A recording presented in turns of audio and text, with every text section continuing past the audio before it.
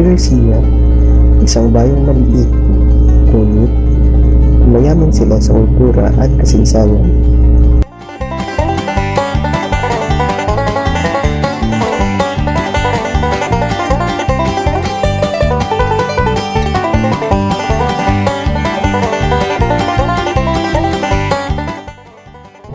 Ang Padre Garcia ay isang bayan sa lalawigan ng Batangas.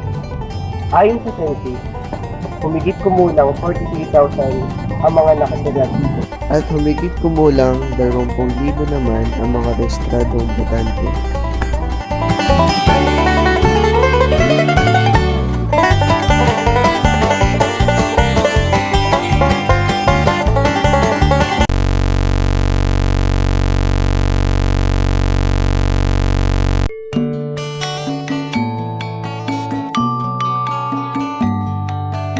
Ano ba na si Padre Garcia isang dakilang paring Pilipino, filantropo, edukador, manunulat, at dalubhas at tagapagtanggol ng No Limitang Ture ni Dr. Jose Rizal sa ilalim ng panulat ng Viceroy.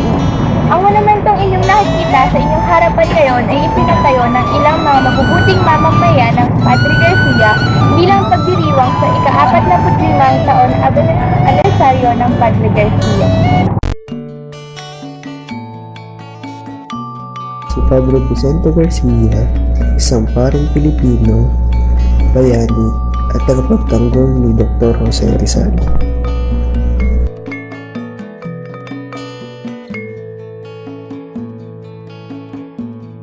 Si Padre Garcia ay pinanganak sa Maugat, dating parte ng Rosario na ngayon barangay ng Padre Garcia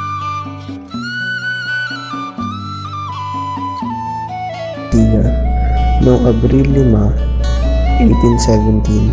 Ang kanyang ama ay si Don Jose Garcia at ang kanyang ina ay si Dona Andrea Teodoro.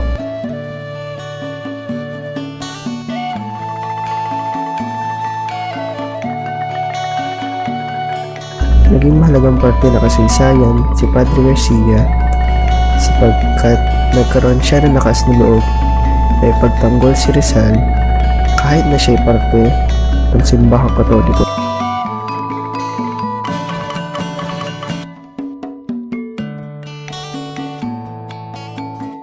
Ang kanyang letra ng pagtatanggol ay nailathala sa La Solidaridad noong March 15, 1895.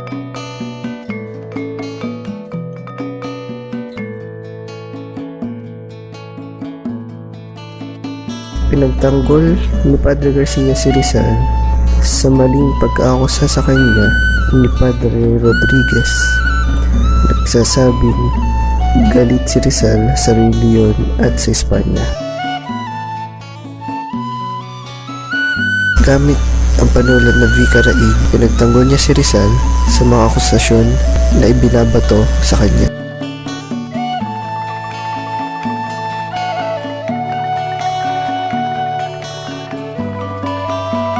Namatay si Padre Garcia na may edad na 82 noong July 1899 pagka-uwi niya galing Rosario.